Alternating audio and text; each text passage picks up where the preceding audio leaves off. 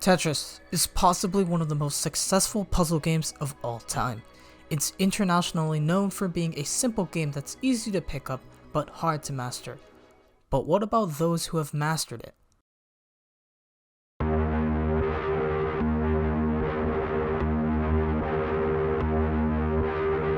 This is a story of one of the hardest versions of Tetris ever, one that only a few have been able to beat. It's a game of skill, luck, endurance, and patience. For 24 years, thousands of players across the world have banded together to answer the long-running question. What does it take to become a Tetris Grandmaster?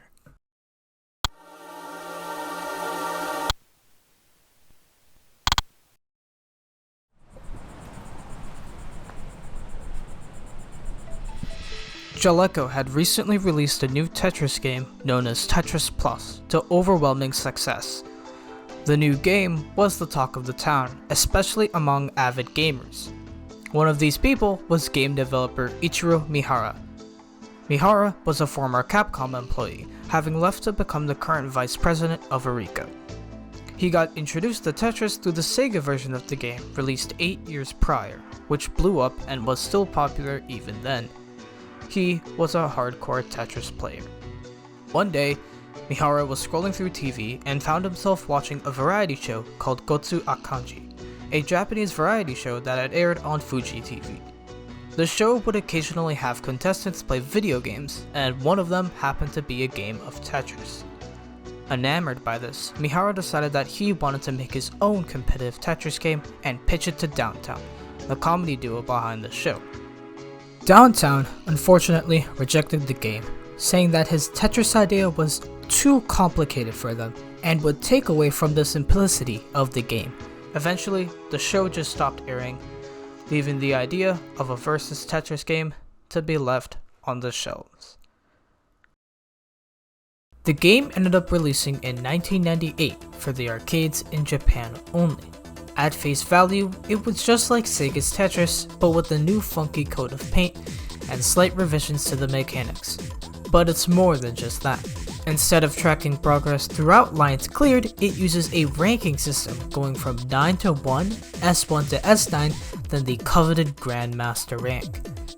It also has its own leveling system, where each piece dropped onto the playfield is a level and each line cleared adds an extra level to it.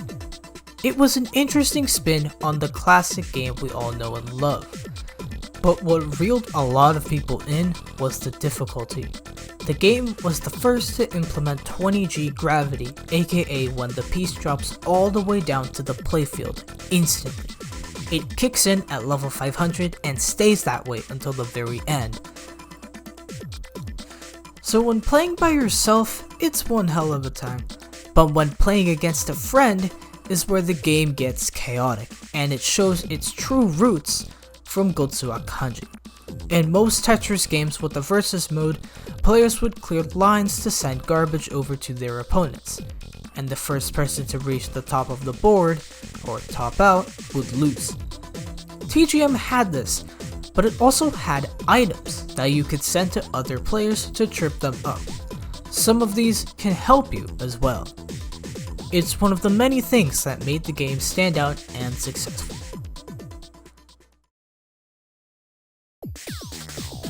After the game's release, Japan saw its first ever Grandmaster, Ozone, who after 30 attempts was able to get to the end of the game, clear the credits, and receive the Grandmaster rank. He was personally given a TGM1 arcade board from Mihara himself.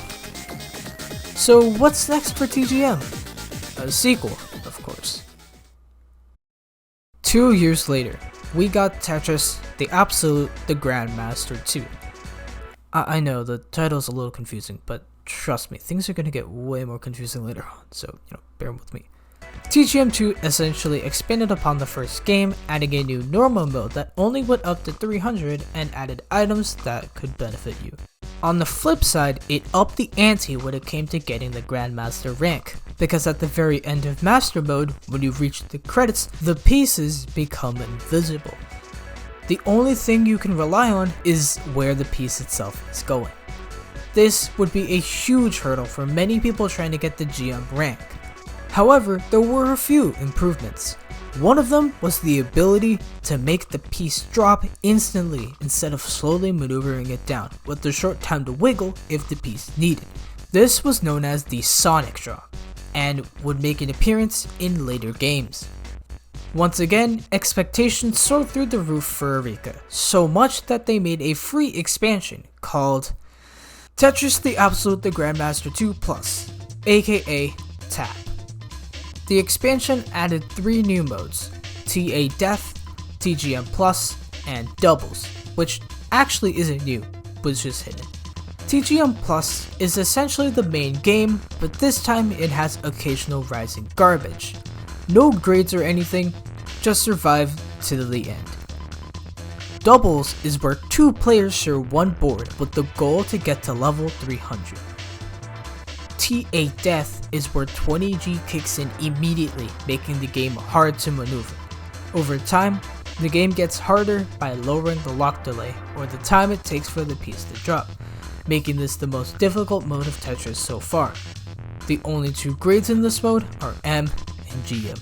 The multiplayer in TAP is identical to the original, with a few new items here and there. These 3 new modes made TAP to be the definitive version of TGM2 and one that will be played for years to come. This is what made the game the most successful game in the franchise. But this is only the beginning, because there were more games up Eureka's sleeve, starting in 2005 with Tetris The Grandmaster 3, Terror Instinct. TGM3 added more and more to the beloved but difficult franchise, making things easier and harder at the same time. For one, 4 new modes were introduced. There was Easy, which was an easier version of TAP Normal. The game ends at level 200, and for the first half, it shows you where to put the pieces. Then there's Shirase, which is TA Death turned up to the extreme and made longer, now going up to level 1300. There's Sakura mode, where you clear a pre-made board as fast as possible. And finally, Master mode, which is TAP Master but taken to a whole new level of difficulty. Unlike the previous 2 games where you have to just survive to the end with specific requirements to get GM, TGM3 has an exam system in place.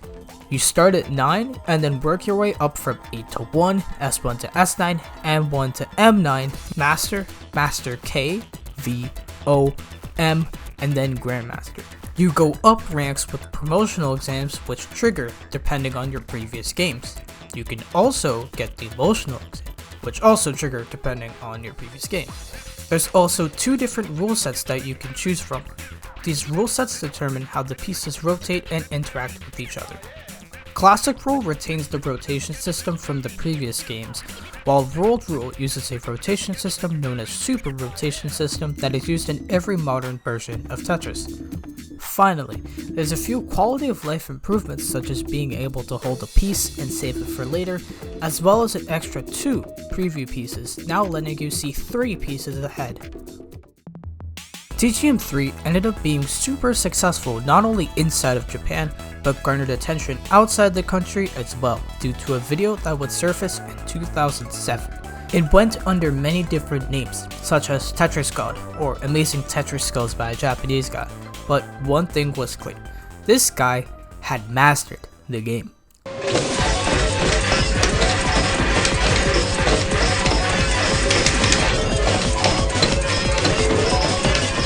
The man in question was Jin8, a beta tester for Eureka. Months before, he had gotten Classic GM for himself before going to the Eureka headquarters to perform the GM exam to be shown on their website. From there, the video had spread across the world, reeling in Tetris players who wanted to match the same level of skill as him. Because the video was so successful, Mihara decided to reveal the next installment in the Grandmaster series.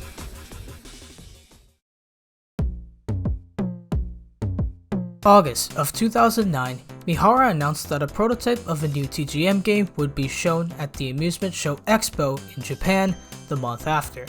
Fans of the series speculated as to what features and fixes the game might have, removing World Rule, an invisible mode, and 55 different grades were all suggestions pitched in from the community. However, what we didn't expect was this.